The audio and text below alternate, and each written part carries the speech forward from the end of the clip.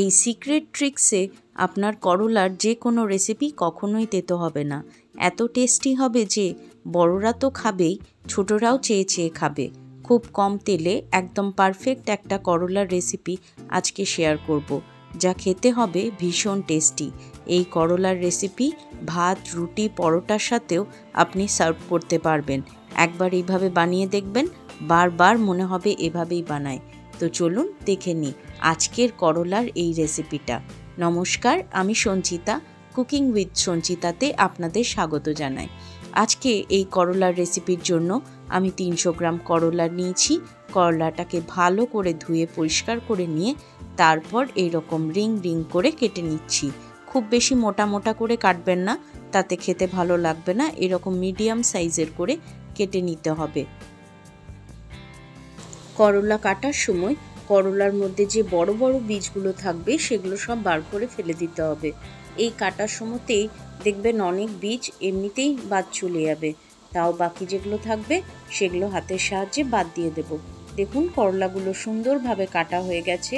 এর মধ্যে যে বীজগুলো আছে এগুলো হাত দিয়ে আমি বের করে নিচ্ছি। এগুলো খেতে একদম ভালো লাগবে না, তাই এগুলো একটা একটা করে বেছে নিচ্ছি। যে সিক্রেট জিনিসটা আমি এখানে দেব, যাতে করলার টেস্টও বাড়বে আর সাথে তেতো ভাবও একদম চলে যাবে। দেখুন করলাগুলো সুন্দর করে বাছা হয়ে গেছে, একটাও আর বীজ নেই।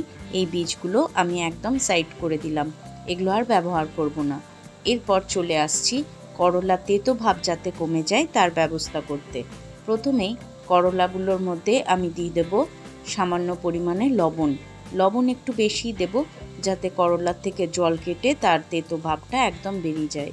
দিয়ে দিলাম সামান্য হলুদ আর দিয়ে দেব হাফ লেবু। এই লেবুটা অ্যাড করলে করলার মধ্যে তেতো ভাব একদম কমে যাবে আর করলার টেস্ট হবে দুর্দান্ত। এইভাবে লবণ, হলুদ আর লেবু দিয়ে মিনিট 15 থেকে 20 একদম ভালোভাবে মাখিয়ে নিয়ে ম্যারিনেট করে রেখে দেব। তাতে যে জলটা বেরিয়ে আসবে তাতে করলার তেতো ভাব একদম কমে যাবে এবং করলার টেস্টটাও অনেক বেড়ে যাবে। দেখুন সুন্দর করে মাখিয়ে নিয়ে আমি চাপা দিয়ে রেখে দিচ্ছি 15 থেকে 20 মিনিট। করলাটা যতক্ষণে রেডি হচ্ছে চলুন বাকি কাজগুলো সেরে নিই। প্রথমেই আমি নিয়েছি দুটো মিডিয়াম সাইজের পেঁয়াজ। পেঁয়াজটাকে একদম পাতলা পাতলা করে স্লাইস করে নেব। একটু বেশি পেঁয়াজ ইউজ করব, যেটা করলার মধ্যে খেতে খুব ভালো লাগবে। পেঁয়াজটাকে আমি একদম পাতলা পাতলা করে কেটে নিচ্ছি। করলার এই রেসিপিতে একটু বেশি পরিমাণে পেঁয়াজ অ্যাড করলে খেতে বেশ ভালো লাগে, তাই আমি এখানে একটু বেশি পরিমাণেই পেঁয়াজ অ্যাড করছি। পেঁয়াজের যে মিষ্টি ভাব সেটা করলার মধ্যে বেশ একটা কম্বিনেশন তৈরি করে, তাই পেঁয়াজটা একটু বেশি পরিমাণে অ্যাড করবেন। পেঁয়াজগুলো আমার সুন্দর করে কাটা হয়ে গেছে। এরপর চলে আসছি পরের স্টেপে। কড়াইয়ের মধ্যে এবারে নিয়ে নিচ্ছি 1 চামচ পরিমাণ মৌরি আর নিয়ে নিচ্ছি হাফ চামচ কালো সর্ষে দিয়ে ভালো করে ড্রাই রোস্ট করে নেব। এগুলোর থেকে যতক্ষণ না সুন্দর গন্ধ বেরিয়ে আসছে ততক্ষণ নাড়াচাড়া করে ড্রাই রোস্ট করে নেব একদম শিম আছে। তারপরে একটু কসুরি মেথি দিয়ে একটু নাড়াচাড়া করে একটা প্লেটের মধ্যে তুলে নিচ্ছি। এটা কড়াইয়ের মধ্যে রেখে দিলে এটার কালারটা আরও ডার্ক হয়ে যাবে এবং খেতে ভালো লাগবে না।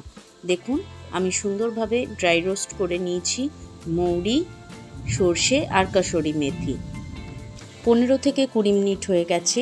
করলাটা আমাদের একদম রেডি হয়ে গেছে।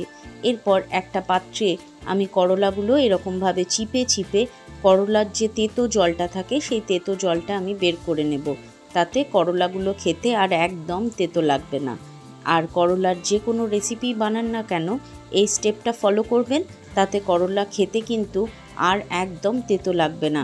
যারা তেতো খেতে পছন্দ করে না তাদের জন্য স্পেশালি এই ট্রিক্সটা। ভালোভাবে সমস্ত করলার থেকে এরকম চিপে চিপে তেতো জলটা বের করে নিচ্ছি। এই তেতো জলটা আপনারা চাইলে যে কোনো সুগার পেশেন্টের জন্য ব্যবহার করতে পারেন। এর মধ্যে সামান্য একটু ভাজা জিরে গুঁড়ো আর 1 গ্লাস জল দিয়ে এই রসটা তাকে দিতে পারেন। এটা কিন্তু ভীষণ উপকারী।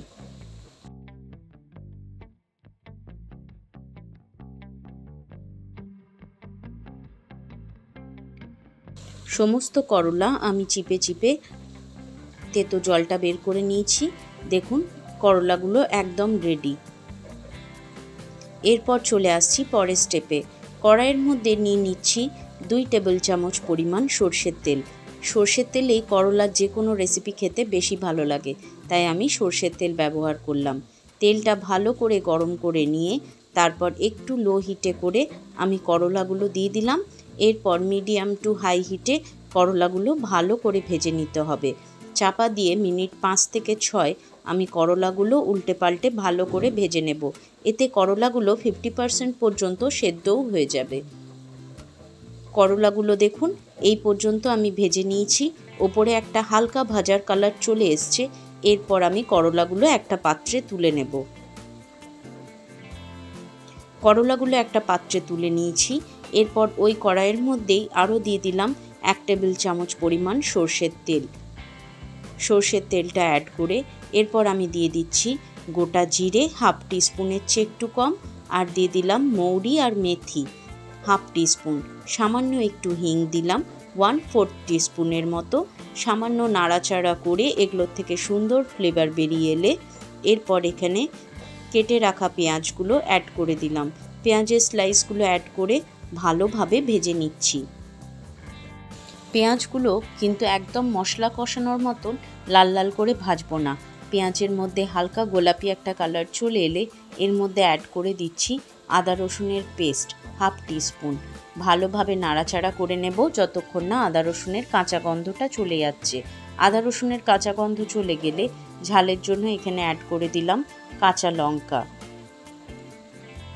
কাঁচা লঙ্কা অ্যাড করে ভালোভাবে নাড়াচাড়া করে নিয়ে এরপর এখানে ভেজে রাখা করলাগুলো অ্যাড করে দিচ্ছি।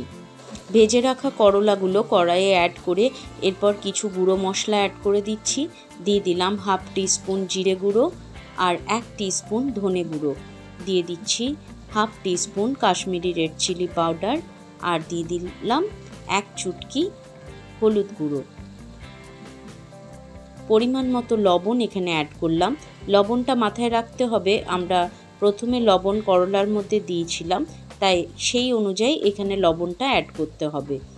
সমস্ত গুঁড়ো মশলাগুলো দিয়ে ভালোভাবে নেড়ে চেড়ে এবারে ভেজে নিতে হবে। এই রেসিপিতে কোনো প্রকার জল অ্যাড করব না। চাপা দিয়ে একদম সিমে ভালো করে নাড়াচাড়া করে ক্রমাগত ভেজে নিতে হবে। এতে গুঁড়ো মশলাগুলোও পুড়ে যাবে না। দেখুন সুন্দরভাবে করলাগুলো ভাজা হয়ে গেছে। এরপর সেই স্পেশাল মশলাটা এখানে অ্যাড করে দেব। মৌরি, সর্ষে আর কসুরি মেথি আমি ভালোভাবে গুঁড়ো করে নিয়ে এরপর এই ভাজার মধ্যে অ্যাড করে দিলাম। আর দিয়ে দিলাম কিছুটা পরিমাণে আমচুর পাউডার। এতে এই রেসিপিতে ভীষণ ভালো একটা ফ্লেভার এবং টেস্ট আসবে। 1 থেকে 2 মিনিট এই স্পেশাল মশলা অ্যাড করে ভালোভাবে লো হিটে রান্না করে নিতে হবে। চাপা দিয়ে একদম লো হিটে আমি এটা রান্না করে নেব। তাতে এই করলার মধ্যে সুন্দর একটা ফ্লেভার আসবে এবং করলার টেস্টটাও বেড়ে যাবে। এবারে চাপা খুলে দেখুন কি সুন্দর করলার মধ্যে একটা কালার এসছে। ওপর থেকে ছড়িয়ে দিলাম সামান্য একটু ধনেপাতা।